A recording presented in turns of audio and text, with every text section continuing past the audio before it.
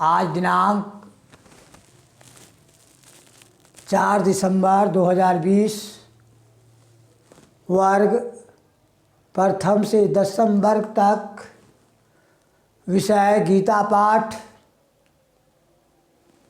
अध्याय 1 श्लोक नंबर 16 पढ़ाई होने जा रही है। आप लोग ध्यान से इस श्लोक को पढ़िए, सुनिए, समझिए। आप लोग को 15 तक श्लोक अध्याय 1 को लिखाया जा चुका है, आज 16 लिखाया जा रहा है। श्लोक हम शुरू करते हैं, ध्यान दें। अनंत विजयम राजा कुंती पुत्रो युधिष्ठिरः नकुल सहदेव च सुघोष मणि पुष्पकौ। भाव में एक बार देखें। अनंत विजयम राजा कुंती पुत्रो युधिष्ठिरः नकुल सहदेव च सुघोष मणि पुष्पकौ। प्यारे बच्चों, ये जो संवाद चल रहा है संजय और धृतराष्ट्र के बीच जो वार्तालाप हो रहा है, यह वर्णन आप लोगों को सुनाया जा रहा है। और जैसा कि आपको मालूम होगा कि भगवान श्री कृष्ण के लाख समझाने के बाद भी कौरव राज दुर्योधन नहीं समझ पाया। भगवान श्री कृष्ण को बांधने के लिए आया, भगवान श्री कृष्ण के बात को अस्वीकार कर दिया।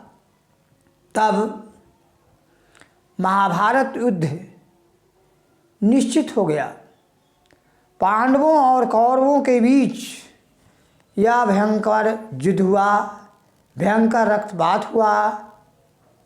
यह जो है आपको पहले भी बताया जा चुका है। यह अध्याय 1 का गीता श्लोक है। यह श्लोक में बतलाया गया है कि कुंती पुत्र, अर्थ है कुंती पुत्र राजा युधिष्ठिर ने अनंत विजय नामक और नकुल तथा सहदेव ने सुघोष और मणिपुष्प नामक शंख बजाए। कहने का मतलब है कि पांडवों कौरवों में जो भी दिग्गज लोग थे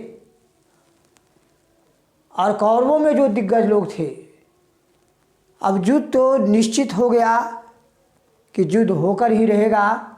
तब सब लोग तैयारी में लग गए, पांडव लोग भी लग गए और कौरवों भी लोग भी लग गए।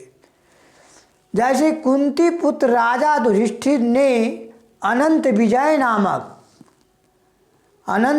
नामक जो है यह शंख बजाए।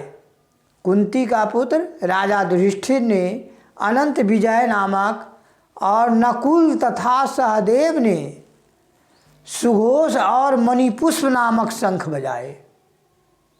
ये पांडव लोग ने अब युद्ध के लिए एकदम तैयार हो गए, क्योंकि भगवान श्री कृष्ण ने साफ साफ बोले थे कि जब मनुष्य को काल छा जाता है तब पहले विवेक मर जाता है। क्योंकि लाख समझाने के बाद भी कौरव दुर्योधन नहीं मान पाया, तब पांडव लोग युद्ध करने के लिए तैयार हुए। आप लोग यह जो संवाद है बच्चों, धृतराष्ट्र और संजय धृतराष्ट्र से बोल रहे हैं। और इसको जो है बच्चों ध्यान लगा करके सुनिए, पढ़िए। इस श्लोक को 2-3 बार भाव में यदि पढ़िएगा तो मुझे आपको बहुत आनंद आएगा। और भगवान श्री कृष्ण की यह अमृतवाणी है, क्योंकि संस्कृत देववाणी है, देव भाषा है। इसको पढ़ने से देवता लोग भी ललायित रहते हैं। आप जब इसको पढ़ेंगे, या ध्यान से सुनेंगे या अपने समस्त परिवार को सुनाएंगे तो आपको चारों तरफ से लाभ ही लाभ दिखाई देगा। इसलिए इसको आप लोग ध्यान से पढ़िए, समझिए। और यह जो है इसको जो है बच्चों, यह प्रेम पूर्वक यह जो गीता पाठ है, गीता पाठ को आप एकाग्रचित होकर पढ़िए, प्रेम पूर्वक पढ़िए, पवित्र मन से पढ़िए। आपकी बुद्धि सबल होगी, आपकी जो कुबुद्धि है वह सुबुद्धि में बदल जाएगी। कहा भी गया है कि यदि जो भी गीता पाठ पढ़ेगा सबसे पहले उनमें शालीनता का गुण अवश्य आएगी, सहनशीलता का गुण आएगी और आप चरित्रवान बन जाएंगे। चरित्र ही सबसे मनुष्य का सबसे बड़ा गुण चरित्र है। जब चरित्र आपका बन जाएगा तब आप चरित्रवान जब बन जाएंगे तो आपकी बुद्धि सबल हो जाएगी, आपको हर एक कामों में आपको सफलता मिलेगी, आप चरित्रवान मान जाएंगे। इसलिए आप गीता पाठ को मन से पढ़िए, ध्यान लगाकर पढ़िए।